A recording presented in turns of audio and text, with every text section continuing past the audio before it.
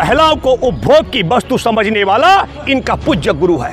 जिद है कि किसी भी कीमत पर जो उनकी पार्टी का सांसद है बिरजा भूषण शरण सिंह, जिस पर धारा 376, 377 और 354 के तहत बलात्कार का मुकदमा भी दर्ज है, यौन शोषण का मुकदमा दर्ज है, पॉस्को के तहत मुकदमा दर्ज है, लेकिन जिद है नरेंद्र मोदी की उसे गिरफ्तार नहीं करवाना है। जबकि यौन पीड़ित और बलात्कार पीड़िता पहले पुलिस थाने में और फिर सुप्रीम कोर्ट के मुख्य न्यायाधीश का दरवाजा खटखटा करके यौन शोषण और बलात्कार के मामले में मुकदमा दर्ज करा करके उससे दंडित कराना चाहते। मोदी की जिद के आगे किस तरीके से कल पटक पटक करके सड़क पर, मैं तो साथ था, मैं देख रहा था किस प्रकार विनेश फोगाट को पटका गया, किस प्रकार बजरंग पुनिया को पटका गया, किस तरीके से साक्षी को घसीटा गया और फिर अलग अलग थानों में हम लोगों को रखा गया। यही जिद हरियाणा का जो मंत्री है संदीप सिंह पर भी धारा 342 के तहत 354, 354A, 354B और जान से मारने की धमकी का भी मुकदमा दर्ज है 506 के तहत।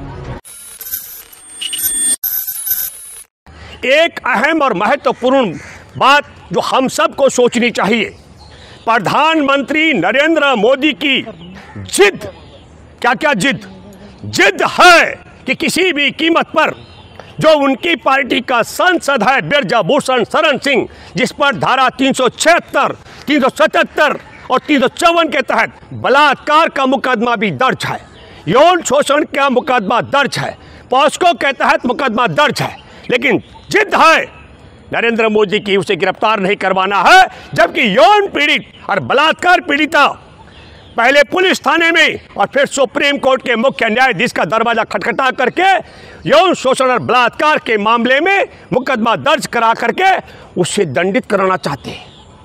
उन यौन शोषण और बलात्कार पीड़िताओं को न्याय दिलाने के लिए हमारे देश की ओलंपिक पदक विजेता बेटी विनेश फोगाट, साक्षी मलिक, बेटा भारत का बजरंग पुनिया और उनके सहयोगी 1 महीने ज़्यादा संघर्ष करते रहे। और आपने देखा कल जब राज्याभिषेक था तब नरेंद्र मोदी की जिद के आगे किस तरीके से कल पटक पटक करके सड़क पर, मैं तो साथ था, मैं देख रहा था किस प्रकार विनेश फोगाट को पटका गया, किस प्रकार बजरंग पुनिया को पटका गया, किस तरीके से साक्षी को घसीटा गया और फिर अलग अलग थानों में हम लोगों को रखा गया। यही जिद हरियाणा का जो मंत्री है संदीप सिंह पर भी धारा 342 के तहत 354, 354A, 354B और जान से मारने की धमकी का भी मुकदमा दर्ज है 506 के तहत। हरियाणा के हजारों लोगों ने जींद में 19 मार्च को बड़ी सभा की थी। देश भर के लोगों का मांग था गिरफ्तार किया जाना चाहिए किसको? संदीप सिंह को। लेकिन नरेंद्र मोदी की जिद है, मोहन भागवत की जिद है, संघ मुखिया की, किसी भी कीमत पर गिरफ्तार नहीं हो जाना चाहिए संदीप सिंह। और ठीक वही बात मैं आपको कहना चाहता हूं, हमारे देश का संविधान कहता है, हमारे देश का लोकतंत्र व्यवस्था कहती है, हमारे देश का दस्तूर कहता है कि हमारे देश में प्रथम नागरिक राष्ट्रपति को ही संसद भवन का उद्घाटन करने का अधिकार है और उन्हीं के कर कमलों से होना चाहिए। लेकिन जिद नरेंद्र मोदी की क्या जिद कि किसी भी कीमत पर महिला राष्ट्रपति के हाथों हमने संसद का और भवन का उद्घाटन नहीं कराना है। तो इससे मैं ये मानता हूं कि जिस तरीके से हमारे देश के संविधान को, हमारे देश के कानून को यौन पीड़ित और बलात्कार पीड़िताओं की मांग को और सुप्रीम कोर्ट के द्वारा दर्ज कराई गई एफआईआर को खारिज करके बिरजा भूषण को बचाया जा रहा है। दिसंबर 2022 से दर्ज संदीप सिंह पर जो दर्ज है मुकदमा यौन जबरन छेड़खानी का, उसे गिरफ्तार नहीं किया जा रहा है। ठीक वही जिद नरेंद्र मोदी ने यहाँ पर अपना करके हमारे देश के लोकतंत्र का, हमारे देश के संविधान का, हमारे देश में राष्ट्रपति के पद का अपमान किया है। और ये अपमान क्यों किया, मैं एक जिक्र आपके माध्यम से कहना चाहता हूँ। सितंबर 1960 का गुजरात में विश्वविद्यालय में सामाजिक विज्ञान के छात्रों को संबोधित करते हुए इनके गुरु गोलवलकर ने कहा था, उस बहुत बड़ी बात कही थी। मैं ये मानता हूं कि वह हमारे देश में संविधान का अपमान था, जो हमारे देश में समानता का अधिकार है। कहा गया कि हमारे देश में उत्तरी भारत के ब्राह्मण सर्वश्रेष्ठ नस्ल होती है और बाकी सबकी नस्ल उससे नीचे होती है। नस्ल सुधारने के लिए क्रॉस ब्रीडिंग होना चाहिए। जैसे हमारे पूर्वजों ने, ये उनके कथन है। यहाँ से कुछ ब्राह्मणों को वहाँ भेजा था, कहाँ? केरल में। और नमूद्रीपाद का मैं जिक्र कर रहा हूँ। तब ये बड़ा सवाल है, क्योंकि वो महिलाओं को उपभोग की वस्तु समझने वाला इनका पूज्य गुरु है। महिलाओं के, ब्राह्मणों के अलावा सबकी नस्ल को नीची नस्ल, छोटी नस्ल मानने वाला नस्ल भेद का मामला भी था। संविधान के मुताबिक असमानता का मामला था। और तब मैं तो हैरान हूँ, जिस व्यक्ति पर मुकदमा दर्ज होना चाहिए था, महिलाओं को उपभोग की वस्तु समझना, संविधान की अनदेखी करके समानता के अधिकार की बात को खत्म करना, उसको ये पूज्य गुरुजी कहते हैं। और उस पूज्य गुरुजी की पूजा करते हुए इनके डीएनए में है किसी भी कीमत पर देश के मतदाताओं को, देश में आदिवासियों को खुश करने के लिए आदिवासी मूल की द्रौपदी मुर्मू को राष्ट्रपति तो बनाया गया, लेकिन उनको वो हक और अधिकार, वो सम्मान नहीं दिया गया। देश के सर्वोच्च पंचायत घर का उद्घाटन करने का अवसर उन्हें नहीं दिया गया। बताइए, हमारे देश के राष्ट्रपति का बयान वहाँ पढ़ा जा रहा था जैसे वो कहीं किसी हॉस्पिटल में अस्वस्थ हो।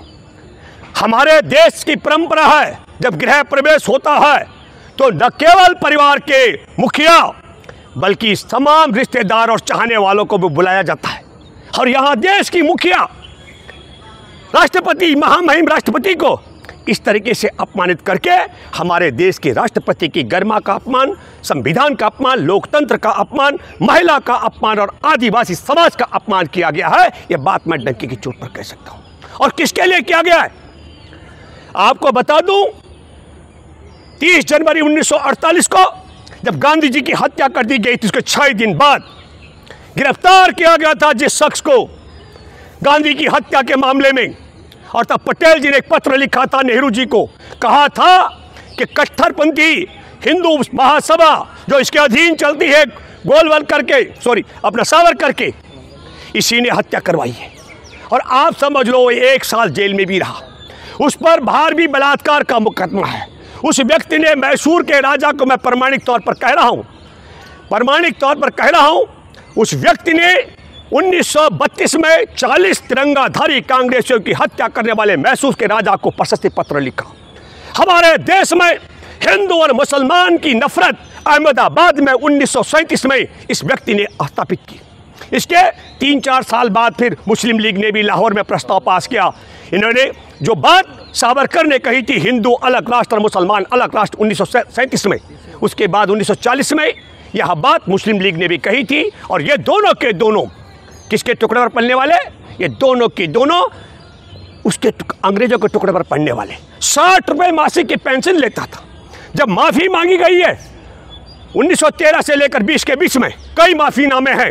हर माफ़ीनामे में कहा गया है मेरे को जेल में रखने से जो लाभ अंग्रेजों तुम नहीं उठा सकते हो, उससे कई गुना लाभ तुमको तब मिलेगा जब मैं बाहर आऊँगा, आपके एक एक इशारे पर कायम करूँगा। क्या कहेंगे जो महिला पहलवान उस पर राइट्स एक्ट जो लगाए गए? हाँ, मैं अभी आ रहा हूँ। हम ये कह रहे हैं कि इस पर देखिए आप कि जिसने देश के गद्दारी की, जो माफ़ी मांग करके बाहर आया था, उसके जन्मदिन पर हमारे देश की संसद का उद्घाटन किया गया। और फिर मैं जोर से कहना चाहता हूं, चंद्रशेखर आज़ाद के शब्दों में जो देश के साथ में उन्होंने कहा था, ये हरामखोर है, क्योंकि ये हमारे देश के क्रांतिकारियों को भाड़े का हत्यारा समझता था। जो आपका सवाल है, देखिए ये जो आपने कहा, आपका सवाल, मैं तो अब आता हूँ मैं कल के मसले पर। कल इसी सब मसले को लेकर के हम लोग आगे बढ़ रहे थे। विनेश फोगाट के साथ, बजरंग पुनिया के साथ, साक्षी मलिक की अगुवाई में हम लोग संसद भवन में जा कर के, नए संसद भवन के प्रांगण में जहां महिला पंचायत का आयोजन होना था, कल आपने देखा किस तरीके से उठक पटक किया गया, किस तरीके से बेहरामी से घसीटा गया। और अब तो दंगा फैलाने का मुकदमा तक दर्ज कर दिया गया। विरोध करने का अवसर नहीं दिया जा रहा है।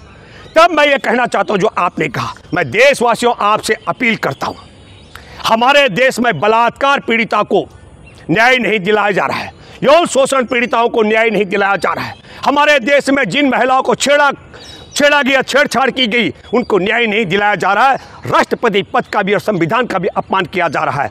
विरोध करना लोकतंत्र की आत्मा है, ना कहने की आज़ादी।